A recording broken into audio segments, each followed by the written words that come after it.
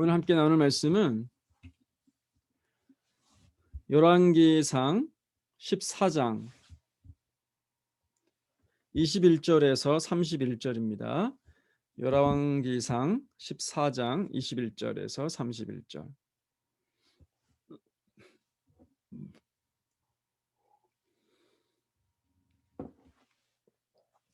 제가 읽겠습니다. 솔로몬의 아들 르호보암은 유다 왕이 되었으니 르호보암이 왕위에 오를 때에 나이가 41세라. 여호와께서 자기 이름을 두시려고 이스라엘 모든 지파 가운데에서 택하신 성읍 예루살렘에서 17년 동안 다스리니라. 그의 어머니의 이름은 나아마요 암몬 사람이더라. 유다가 여호와 보시기에 악을 행하되 그의 조상들이 행한 모든 일보다 뛰어나게 하여 그 범한 죄로 여호와를 노엽게 하였으니 이는 그들도 산 위에와 모든 푸른 나무 아래에 산당과 우상과 아세라상을 세웠음이라. 그 땅에 또 남색하는 자가 있었고 여호와께서 이스라엘 자손 앞에서 쫓아내신 국민의 모든 가증한 일을 무리가 본받아 행하였더라. 르호보암 왕 제5년에 애굽의 왕 시삭이 올라와서 예루살렘을 치고 여호와의 성전의 보물과 왕궁의 보물을 모두 빼앗고 또 솔로몬이 만든 금방패를 다 빼앗은지라. 르호보암 왕이 그 대신 노수로 방패를 만들어 왕궁 문을 지키는 시위대 대장의 손에 맡김에 왕이 여호와의 성전에 들어갈 때마다 시위하는 자가 그 방패를 들고 갔다가 시위소로 도로 가져갔더라. 르호보암의 남은 사적과 그가 행한 모든 일은 유다 왕 역대 지략에 기록되지 아니하였느냐. 르호보암과 여로보암 사이에 항상 전쟁이 있으니라. 르호보암이 그의 조상들과 함께 자니 그의 조상들과 함께 다윗성에 장사되니라. 그의 어머니 이름은 나아마요 암몬 사람이더라. 그의 아들 아비야함이 대신하여 왕이 되니라. 아멘. 네, 저희가 계속 이스라엘 왕들의 이야기를 다루고 있습니다. 솔로몬 이후에 이스라엘은 남북으로 갈라지죠. 남유다는 솔로몬의 아들 르호보암이, 또 북이스라엘은 여로보암이 각각 왕이 됩니다. 지난주까지는 북이스라엘의 여로보암에 관한 말씀을 나눴어요. 솔로몬에게 쫓겨서 애굽으로 도망가기 전까지는 이 여로보암의 신앙이 그렇게 나쁘지 않았던 것 같습니다.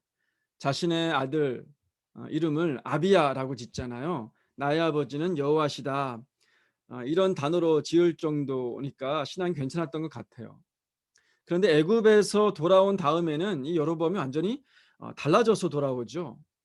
북쪽에 이스라엘 왕이 되고 나자마자 한 게 뭐예요? 우상 숭배입니다. 금송아지 만들고. 애굽이라는 환경에 영향을 받아서 완전히 우상 숭배자가 되어져 버린 거예요. 자신도 우상을 섬기고 이스라엘도 우상을 섬기도록 환경을 만들었죠. 그것이 하나님의 진노를 사게 됩니다. 가문의 모든 남자를 다 죽이시고 왕조를 다른 사람에게 넘기겠다고 예언을 해요. 그 예언은 여로보암이 죽고 난 지 2년째가 되어서 성취가 됩니다. 여로보암의 아들 나답이 왕이 되긴 합니다. 하지만 그 다음 해에 바하사라는 장군이 쿠데타를 일으켜서 이 나답을 죽여버려요. 그래서 북이스라엘의 첫 번째 이 여로보암의 왕조가 그렇게 끝을 맺게 됩니다. 북쪽 여로보암의 여로보암 왕의 결말을 이제 우리가 들었어요. 이제는 남쪽 르호보암의 왕이 어떻게 결말을 맺는지를 얘기할 차례입니다. 열왕기가 그렇게 기록이 되어져 있어요.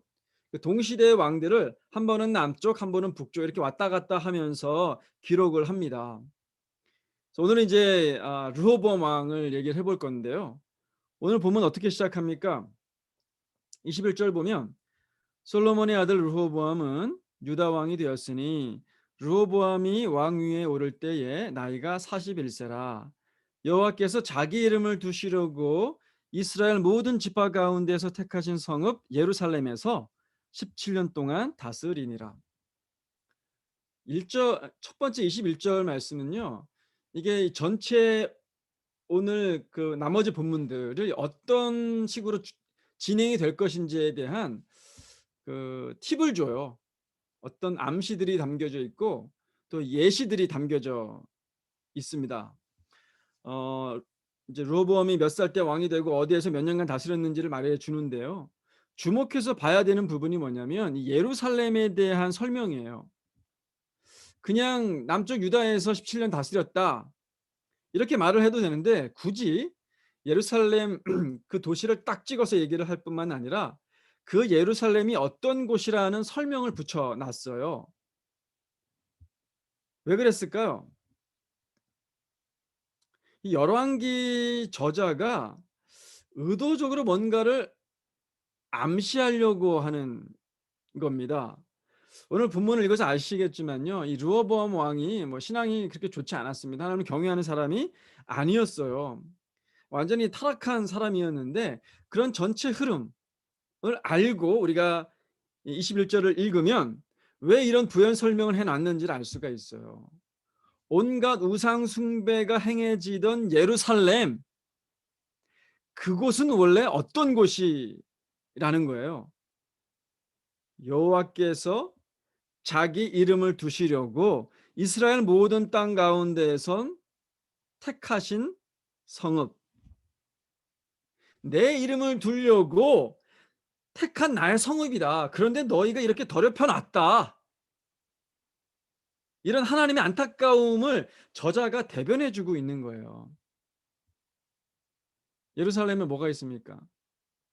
성전이 있잖아요. 하나님이 임재하시는 곳, 그 성전이 있어요. 그런데 그 성전에 우상 숭배자들이 가득한 거예요. 그래서는 안 됐는데 그렇게 되어져 버렸다라고 하는 그 안타까운 그런 마음들, 또는 꾸지람의 그 마음들이 21절에 예루살렘을 설명하는 거기에 담겨져 있는 거예요. 그 당시 하나님이 거하시는 곳이 성전이었어요. 오늘날은 하나님이 어디에 거하십니까? 우리 신자들의 마음 가운데에, 또 우리의 삶 가운데에 거하시죠. 고린도전서 3장 16절 말씀 보시면 너희는 너희가 하나님의 성전인 것과 하나님의 성령이 너희 안에 계시는 것을 알지 못하느냐라고 했어요. 우리의 몸과 우리의 마음이 하나님이 거하시는 곳이에요. 21절 말씀처럼 여호와께서 자기 이름을 두시려고 택한 성전이 바로 우리라는 것입니다. 설교를 준비하면서 그런 생각이 들었어요. 하나님이 우리를 보시면서 어떤 마음이 들었을까? 방금 예루살렘에 대해서는 그랬잖아요. 내 이름을 두려고 택한 내 성읍, 이렇게 했는데 예루살렘이 막 이렇게 타락하는 장면들이 이제 나올 거잖아요. 그 안타까운 마음을 하나님께서 갖고 계시는데 과연 하나님이 오늘날 하나님의 이름을 두시려고 택한 우리를 보시면서는 어떤 마음을 갖고 계실까? 영광을 받으시고 막 기뻐하시고 행복해 하실까? 아니면 안타깝고 아프고 우리 때문에 슬퍼하시지는 않을까? 우리를 보시면서 하나님이 기뻐하셨으면 좋겠어요. 막 영광을 받으셨으면 좋겠어요. 행복해 하셨으면 좋겠어요. 그러려면 우리 안에 믿음이 있어야겠죠. 믿는 자가 하나님께 기쁨을 주고 또 영광을 드릴 수 있잖아요. 근데 믿음에는요, 믿음을 확인하는 데에는 세 가지 창구가 있다고 얘기합니다. 마음이 그렇고요. 그리고 입술로 그렇게 할 수가 있고, 마지막은 행동으로 그렇게 할 수가 있답니다. 마음으로 하나님을 기뻐하는 거예요. 하나님이 막 좋은 거예요. 그래서 하나님 생각하고 막 그를 의지하는 거예요. 그런 다음에 그 마음이 이제 막 감사의 기도로 막 나오는 거죠. 찬양으로 막 나오는 거예요. 어디를 통해서? 우리 입술을 통해서. 그리고 그 마음이 이제 우리 삶 속에서 막 하나님이 기뻐하시는 행동으로 이어지는 겁니다. 이웃들에게 친절을 베풀고 섬기고 하나님을 위해서 섬기고, 그럴 때 하나님 우리를 보시면서 막 기뻐하시는 거예요. 영광을 받으시는 거죠. 하나님이 하나님의 이름을 두시려고 우리를 택하셨다. 그 사실을 잊지 않았으면 좋겠습니다. 그런데 하나님이 택하신 이 예루살렘 어떻게 됐습니까? 완전히 망가지잖아요. 22절에서 24절까지 남유다가 어떻게 하나님을 버리고 우상을 섬겼는지 구체적으로 보여줍니다. 22절 유다가 여호와 보시기에 악을 행하되 그의 조상들이 행한 모든 일보다 뛰어나게 하여 그 범한 죄로 여호와를 노엽게 하였으니. 뛰어나다, 탁월하다 이런 단어들은 원래 좋은 데에 쓰는 단어잖아요. 그런데 여기서는 나쁜 곳에 쓰였어요. 죄를 짓되 탁월하게 지었다. 예, 탁월하게 지었다. 조상들과는 비교도 안 되게. 좋은 의미는 아니죠. 그 구체적인 내용이 23절, 24절에 나와요. 어떻게 지었길래 그렇게 뛰어나게 지었는지. 23절 보세요. 이는 그들도, 여기서 그들도라고 하는 거는 이제 남유다 사람들도예요. 산 위에와 모든 푸른 나무 아래에 산당과 우상과 아세라상을 세웠습니다. 24절에 그 땅에 또 남색하는 자가 있었고. 이 두 구절이 묘사하는 우상 숭배는요, 가나안 원주민들이 섬겼었던 바알과 아세라 우상들이에요. 여기 얘기한 우상과 아세라상은 이제 바알과 아세라상을 의미하고, 여기 나온 산당은 보통 이제 산 중턱에 언덕에 있는 곳인데 우상 숭배가 행해지던 곳입니다. 사람들이 왜 바알과 아세라상을 우상을 섬겼는지 아세요?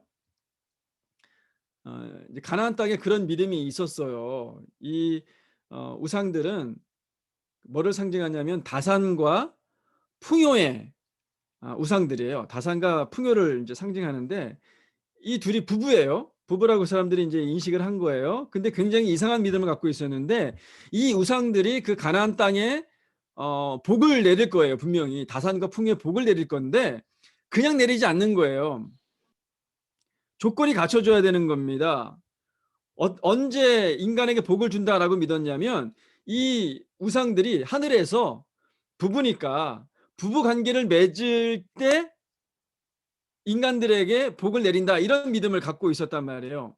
그러니까 사람들이 이 우상들이 부부 관계를 맺게 하려면은 뭔가를 해야 될 거 아니겠어요? 자기가 복 받으려면 그렇게 하게 만들어야 되잖아요.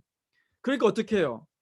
이 하늘에서 우상들을 자극하기 위해서 땅에서 실제로 그들이 그 행위를 했다라고 하는 거예요. 그래서 산당에서 실제로 그런 성행위를 했다는 거예요. 하늘에서 얘네들이 이 우상들이 그걸 보고 자극받아 가지고 자네들 할 거다. 그러면 우리한테 복이 내려지겠지. 그래서 이 산당에 실제로 그런 관계들을 도와주는 창녀와 또 남창들이 있었다는 거예요. 그래서 창녀와 남창들, 이 뭐 남색하는 자들, 그건 남자 창녀들을 이제 남창들을 의미하는 거예요. 그러니까 굉장히 도덕적으로 타락하게 만드는 그런 우상들입니다. 그런데 유다 사람들이 하나님이 이렇게 가증히 여기는 이 종교를 따라하는 거예요. 참여하는 거예요. 그럼 뭘 알 수가 있습니까? 이 유다 사람들이 복받기 위해서 윤리, 도덕 이런 거 뭐 다 팔아먹어도 상관없다. 그런 종교에 참여를 한 겁니다. 복과 번영이 이들의 우상이 된 거예요. 참 놀랍게도요. 이런 본성은 오늘날에도 존재합니다. 성공할 수만 있다면은 뭐 부자가 될 수만 있다면 나 뭐든지 하겠다. 여러분 성공과 번영보다 중요한 게 가치 있는 게 이 세상에는 막 차고 넘칩니다. 너무나 많죠.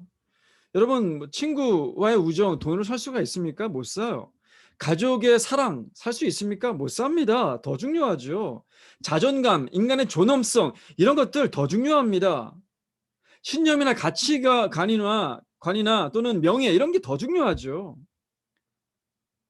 그 모든 것보다 제일 중요한 게 뭡니까? 생명이에요. 어떤 생명입니까? 우리 영혼의 생명이죠. 영생이 제일 중요합니다. 세상의 것을 다 얻어도 영생을 잃어버리면 뭐가 유익하겠습니까? 영원히 고통받는데. 우리가 무엇을 중요하게 생각하는지에 따라서 우리의 가치관에 따라서요. 우리 믿는 종교가 달라져야 돼요. 만약에 저와 여러분이요. 실제로 부와 성공이 제일 중요한 가치관이다. 그럼 예수님을 믿을 필요가 없습니다. 왜요? 예수님은 그걸 보장하지 않거든요. 그걸 약속하지 않으셨거든요. 실제로 사탄을 믿는 사탄교가 있다 그래요. 이 사람들은 그렇게 믿는답니다. 자기의 영혼을 팔아서 이 세상의 성공을 산다. 그렇게 믿어요. 모르겠어요. 그게 뭐 실제로 그렇게 뭐 워킹을 하는지 효과가 그렇게 있는지 그건 모르겠습니다. 근데 한 가지 우리가 분명한 거는요. 우리 예수님은요. 뭘 약속하셨어요? 영생과 풍성한 삶을 약속하셨어요. 내가 온 것은 양으로 생명을 얻게 하고 더 뭐요? 풍성하게 하려 함이라. 영생과 풍성한 삶을 약속하셨단 말이에요. 영생이 뭐예요? 구원이잖아요. 그 풍성한 삶은 뭡니까? 부자가 되는 건가요? 부유한 삶인가요? 경제적으로? 그게 아닙니다. 돈이 많지 않아도 우리가 만족할 수가 있어요. 우리 세상에서 높아지고 명예를 얻고 학위가 막 있고 막 지위가 높아지고 이렇게 하지 않더라도 우리가 행복할 수가 있어요. 하나님이 약속하신 풍성한 삶은 우리의 영혼의 풍성함, 내면의 풍성함입니다. 물질적 부여가 아니에요. 그거는 두 번째죠. 그게 따라올 수는 있죠. 하지만 그것이 최우선이 아니라는 겁니다. 유다 사람들이 가나안 원주민들이 행하던 그런 문화를 따라서 하게 된 거예요. 그들을 본받아 따라 행했다라고 되어져 있잖아요. 우리도 조심해야 되는 겁니다. 오늘날 우리를 둘러싸고 있는 21세기의 문화들, 이 문화들을 나도 모르는 사이에 막 따라가게 되잖아요. 그러면 하나님과 완전히 반대 방향으로 하나님을 버리게 되어지는 그런 우리가 되어질 수 있다라고 하는 겁니다. 그래서 우리가 매일 말씀과 기도로 하나님과 교제해야 되는 이유가 바로 여기에 있어요. 나도 모르게 문화 가운데 심취해버리면은 하나님과 멀어질 수밖에 없습니다. 그러니까 우리가 끊임없이 하나님과 가까이 하는 노력들을 행해야 되는 이유가 여기에 있는 거예요. 그런데 여러분, 이 르호보암이 이렇게 유다를 완전히 우상 숭배의 장으로 이끌고 가게 된 이유가 뭘까요? 모든 게 다 르호보암의 책임이다 이렇게 얘기할 수도 있어요. 물론 다른 우리 앞으로 11개의 많은 그 왕들이 등장하잖아요. 근데 그 왕들이 다윗의 길로 행하지 아니하고 뭐 여로보암의 길로 행하였다. 뭐 조상들보다 더 나쁘게 행하였다. 이런 일들이 많거든요. 근데 구체적으로 이유를 들지 않는 왕들이 많아요. 그런데 이 르호보암 왕에게는요. 그 이유가 될 만한 것들을 여기에 본문에 첨가하고 있습니다. 21절 마지막 부분에 뭐라고 돼 있어요? 르호보암을 설명하는데 21절 마지막 부분에 그의 어머니의 이름은 나아마요 암몬 사람이더라. 마치 르호보암의 어머니 때문이라고 말하는 것 같아요. 이게 우연의 일치일까요? 이게 과한 해석일까요? 그렇지 않습니다. 오늘 본문의 마지막 절 31절 어떻게 끝납니까? 르호보암이 그의 조상들과 함께 죽었다는 거죠. 그의 조상들과 함께 다윗성에 장사가 되니라. 그의 어머니의 이름은 나아마요 암몬 사람이더라. 르호보암의 마지막 결말을 갖다가 맺는데 굳이 넣지 않아도 되는 이 어머니 이야기를 넣고 있는 거예요. 본문의 처음과 끝에 어머니 이름이 있는 거예요. 저자가 의도적으로 그렇게 한 거예요. 유다의 우상 숭배가 하나님 보시기에 얼마나 가증했습니까? 그 타락상을 막 얘기하면서 그 타락의 원인이 누구 때문이다? 그의 어머니 때문이다. 사실 이 르호보암이 처음 왕이 되었을 때는요. 이렇게까지 타락하지 않았어요. 오늘 본문과 같은 사건을 다루는 역대하 11장을 보면은 북이스라엘이 이제 여로보암이 금송아지 만들고 막 그 제단 만들고 우상 숭배했잖아요. 그리고 그 레위인을 다 쫓아내고 일반 사람들로 제사장으로 삼았단 말이에요. 그때 북쪽에서 경건한 레위인들이요. 남쪽으로 내려옵니다. 그 경건한 레위인들, 또 그 사람들 함께 내려왔었던 경건한 사람들 때문에 남쪽 유다가요 3년 동안 경건한 삶을 살아요. 하나님 보시기에 좋은 그런 삶들을 삽니다. 하나님 잘 섬겼어요. 그런데 그 경건한 신앙이 누구 때문에 무너져요? 르호보암의 어머니 나아마. 어머니 때문에 무너지는 거예요. 이 여인은 어떤 여인이었길래 이렇게 유다를 우상 숭배로 몰아넣었을까? 그리고 오늘 이 저자는 이 어머니에게 그 책임을 크게 지우고 있는 것일까? 이 나아마라는 여인 어떤 여인이었습니까? 출신이 어디예요? 암몬 사람이에요. 암몬. 암몬은 요단강 동쪽의 이방 지역이죠. 그러니까 르호보암의 어머니니까 솔로몬이 아내잖아요. 솔로몬이 아내를 많이 두었죠. 부인이 300명, 첩이 700명이에요. 합쳐서 1000명이었잖아요. 부인은 이제 출신이 귀족이라든지 왕족 출신의 아내예요. 첩은 평민 출신의 사람이죠. 나아만은 추측컨대 암몬 족속 중에 왕족 출신이었을 가능성이 많습니다. 그러니까 그 안에서 이제 르호보암이 왕이 된 거니까 왕족 출신이었을 거예요. 솔로몬이 죽고 자신의 아들이 이제 왕이 된 거예요. 정치적으로 또 종교적으로 이 여인이 영향력을 미치기 시작한 거예요. 암몬 지역에서 섬기는 우상이 뭡니까? 암몬 지역에서는요, 이 뭐 몰록이라고도 하고 또는 밀곰이라고도 하는 우상을 섬겼는데요.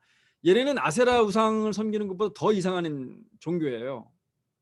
어떻게 했냐면은 제사를 드릴 때 어린 아이들을 제물로 바쳤다는 거예요. 완전히 잔인하죠. 그런 신앙을 갖고 있었던 어머니가 점점 영향력 끼치기 시작한 거예요. 르호보암을 타락시키고 유다의 신앙을 완전히 망가뜨린 겁니다. 솔로몬이 아내를 잘못 들이는 바람에 아들과 한 나라의 신앙을 이렇게까지 망쳐 놓게 된 거예요. 여러분, 이 가정에서의 신앙 교육이요 참 중요합니다. 그러니까 어머니의 신앙이 굉장히 중요하죠. 아무리 애써도 아이들이 뭐 잘 안 바뀌는 것 같고 믿음이 안 자라는 것 같아도요 포기하면 안 됩니다. 포기하시면 안 돼요. 가정에서 신앙 교육을 포기하시면 안 됩니다. 그들 마음에 새겨진 하나님의 말씀은요 나침판과 같습니다. 그들이 장성해서 세상 가운데에서 길을 잃어버릴 때에 하나님을 찾게끔 만들어주는 게 하나님의 말씀이에요. 길을 잃었을 때 다시 길을 찾아갈 수 있도록 만들어준단 말이죠. 잠언 22장 6절에 이렇게 말합니다. 마땅히 행할 길을 아이에게 가르치라. 그리하면 늙어도 그것을 떠나지 아니하리라. 여기 뭐 어머니만 나왔다 그래가지고 아버지는 책임이 없나요? 똑같이 책임이 있죠. 요즘 세상에서는 더더욱 그렇습니다. 아이들이 이 세상 문화에 휩쓸려가지 않도록 성경적인 가치관으로 교육하고 그렇게 살 수 있도록 도와주는 책임은 우리 부모 모두에게 있어요. 다시 한번 가정 예배를 드리라고 권면을 드립니다. 가정 예배가 참 생명이에요. 생명. 부부 관계도 좋아지고 대화를 하니까 부부 관계도 좋아지고 부모와 자녀와의 관계도 좋아지고 가족들의 모두가 다 신앙이 자라가게 해주고요. 무엇보다도 이 가정에 레거시를 만들어줘요. 유산을 만들어줍니다. 우리 자녀들과 함께 나눴었던 하나님 이야기, 우리 부모님과 함께 나눴었던 하나님 이야기, 또 그 시간을 통해서 들었었던 어머니 아버지 이야기, 그런 것들이 레거시가 되는 거예요. 회복하시기를 바랍니다. 자, 르호보암과 유다 백성들이 이제 가나안 원주민들이 섬기던 바알과 아세라 우상을 섬겼어요. 하나님이 그 죄악을 보시고 막 진노하셔요. 심판이 있겠죠. 그래서 어떻게 하십니까? 25절에 보시면 애굽 왕 시삭을 올려보내서 예루살렘을 치십니다. 시삭은요, 애굽의 이집트의 제22대 파라오예요. 한국말로 이제 바로라 그러죠. 22대 파라오예요. 여로보암이 솔로몬에게 쫓겨가지고 애굽으로 도망갔잖아요. 그때 이 시삭이 여로보암을 거둬줬어요. 그런 또 인연이 있습니다. 아무튼 이때 이 시삭이 올라와서 점령한 도시들이 약 120개 정도가 됐다 그래요. 그러니까 이 침공이 어마어마한 침공이었었던 거죠. 이 시삭이 그 당시 때 이 이집트의 영토를 굉장히 세계사적으로 넓힌 그 시기였습니다. 와서 유다의 모든 보물들을 다 빼앗아가 26절 보세요. 여호와의 성전의 보물과 왕궁의 보물을 모두 빼앗고 또 솔로몬이 만든 금방패를 다 빼앗은지라라고 돼 있어요. 감 나가는 거는 뭐 성전이나 왕궁이나 할 것 없이 다 약탈해 간 거예요. 심지어 금방패까지 빼앗아 갑니다. 원래 이 금방패는 왜 만들었습니까? 이게 전쟁을 위해서 만든 게 아니에요, 사실은요. 금방패는 전투에서 쓰려면은 금으로 만들면 안 되죠. 예, 금은 이제 굉장히 소프트하기 때문에, 그리고 이 약탈의 대상이 되기 때문에 금방패로 만들지 않아요, 전쟁용은.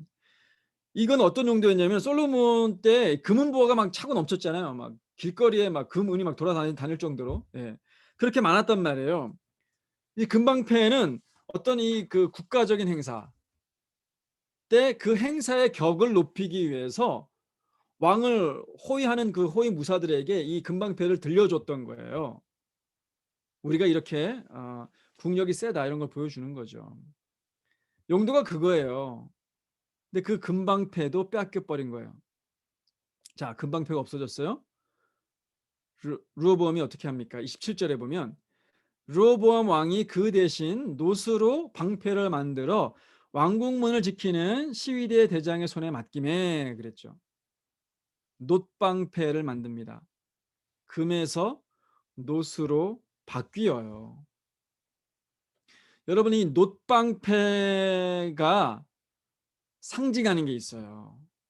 두 가지를 상징을 하는데요. 하나는 쇠락해버린 유다의 운명을 상징합니다. 금은 뭘 상징합니까? 부귀영화를 상징하잖아요. 금으로 상징되었던 그 부귀영화가 그들의 죄악으로 인해서 놋으로 바뀌어버렸어요. 하나님의 심판을 의미합니다. 우상을 쫓아도 괜찮을 줄 알았어요. 지금 잘 나가고 있으니까 뭐 우상 좀 섬겨도 뭐 내가 쌓아놓은 이 부귀영화 망가지지 않겠지, 그런 생각을 했었다란 말이에요. 그래서 우상을 섬겼어요. 그러나 하나님은요, 죄악에 대해서 영원히 인내하지 않습니다. 기다리다 기다리다 때가 차면 심판하세요. 그들이 우상을 통해서 추구했었던 그 성공과 번영, 그 빼앗아가 버립니다. 금이 놋으로 바뀌어 버려요. 놋방패가 의미하는 거 하나가 더 있어요. 그건 뭐냐면 심판 중에도 행해지는 하나님의 은혜를 상징합니다. 자, 그냥 금방패를 포함해서 모든 보물들을 다 빼앗아 갔다 이렇게 해도 괜찮아요. 또 뭐 금방패보다 더 중요한 금은 보화가 왕궁과 또 성전에 얼마나 많았겠습니까? 그런데 굳이 금방패를 갖다 뺏었다고 얘기를 하고 금방패로 바꿔서 놋방패로 만들었다 이렇게 놋방패까지 이야기를 끄집어내잖아요. 그럼 뭘 특별하게 의도하고 있는 게 있어서 그런 거예요. 하나님의 은혜를 갖다가 얘기하는 것인데 28절 말씀을 보시면은요. 왕이 여호와의 성전에 들어갈 때마다 시위하는 자가 그 방패를 들고 갔다가 시위소로 도로 가져갔더라라고 되어져 있죠. 여기 주목해야 되는 게 이제 호위하는 자들이 아니에요. 르호보암 왕이 뭘 하느냐가 중요하거든요. 뭘 하고 있습니까? 여호와의 성전에 들어갔다라고 되어 있죠. 그리고 호위하는 사람들은 이 놋방패를 들고 따라가고 있어요. 이 방패는 쓰고 나서 다시 시위소로 반납을 했단 말이에요. 그러니까 이 놋방패가 전쟁용이 아니라 지금 뭘 하고 있는 거예요? 이 호위하는 자들과 르호보암 왕이 지금 뭘 하고 있는 거예요? 여호와의 성전에 들어갔다라고 하는 것은 국가적인 행사로 하나님께 경배하러 들어간 거예요. 르호보암 왕이 바뀐 거예요. 이제 국가적인 행사로 하나님을 예배할 정도로 르호보암 왕이 변한 거예요. 회개한 겁니다. 하나님이 심판하셨을 때에 이 사람이 회개한 거예요. 이걸 어떻게 알 수 있느냐? 역대하를 보시면 더 분명해져요. 역대하가 이제 병행 본문을 다루고 있거든요. 12장, 역대하 12장 6절 7절을 보세요. 역대하 12장 6절 7절. 이에 이스라엘 방백들과 왕이 스스로 겸비하여 이르되 여호와는 의로우시다 하매 여호와께서 그들이 스스로 겸비함을 보신지라. 여호와의 말씀이 스마야에게 임하여 이르시되 그들이 스스로 겸비하였으니 내가 멸하지 아니하고 저희를 조금 구원하여 나의 노를 시삭의 손을 통하여 예루살렘에 쏟지 아니하리라. 겸비했다는 뜻은 겸손하게 낮췄다라는 뜻이죠. 그리고 뭐라고 고백합니까? 여호와는 의로우시다. 여호와는 의로우시다. 이렇게 애굽의 손에 약탈당하고 나라가 망하게 된 거 당연합니다. 하나님의 심판 의로우십니다. 정당하십니다. 이렇게 된 거는 다 우리 책임입니다. 깨달은 거예요. 그 겸손함을 보시고 하나님 뭐라고 하세요? 내가 멸하지 아니하고 저희를 조금 구원하겠다. 그들에게 내리시는 심판과 징계를 뭐 아예 면제해 주지는 않으세요. 죗값은 치르게 하시죠. 그러나 하나님이 쏟으시려고 했었던 그 원래의 진노, 그 분량이 줄어든 거예요. 감해 주시겠다라는 거죠. 진노 중에도 은혜를 잊지 않으시겠다. 그걸 보여주고 있는 거예요. 이게 부모의 마음과 똑같습니다. 자녀가 엄청난 잘못을 저질렀다고 한번 가정해 봅시다. 우리 부모님들은 다 뭐 그런 거 한두 번씩 경험이 있을 거예요. 아이들 키우면서 뭐, 뭐 거짓말을 했다거나 남의 물건을 뭐 훔쳤다거나 뭐 계속 쌈박질 했다든가 그게 뭐 한두 번이 아니다 뭐 이렇게 됐어요. 그럴 때 부모가 얼마나 화가 납니까? 그러면 뭐 예를 드는 거예요. 예. 이거는 뭐 열대 맞을 만한 일이다. 오늘 이거 열대 맞아야 돼 이거. 작정을 했단 말이에요. 열대가 이 부모가 느끼는 이 화예요. 이 분노의 양이란 말이에요. 자, 한 대 두 대 때려요. 근데 애가 막 잘못했다고 막 싹싹 빕니다. 막 눈물까지 흘리면서 다시는 안 그러겠습니다라고 해요. 그런 자녀 앞에서 내가 열대 때리다 그랬지. 그러면 뭐 얄짤없어. 그냥 무조건 열대야. 이렇게 하시는 부모가 많이 없어요. 한 대라도 감해줍니다. 막 실제로 뭐 저는 제 고백인데 뭐 때려요. 근데 하나 둘 세 대 때렸단 말이에요. 근데 막 얘가 막 잘못했다고 그러면 어떻게 합니까? 몇 대 때렸어요? 막 물어봐요. 몇 대 때렸으면 세 대밖에 안 때렸는데 다섯 대 맞았지 하면서 막 그다음부터 세고 이렇게 한단 말이죠. 감해준단 말이죠.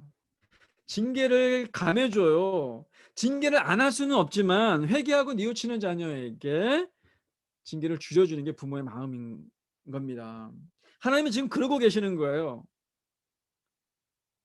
근데 중요한 건 뭐예요?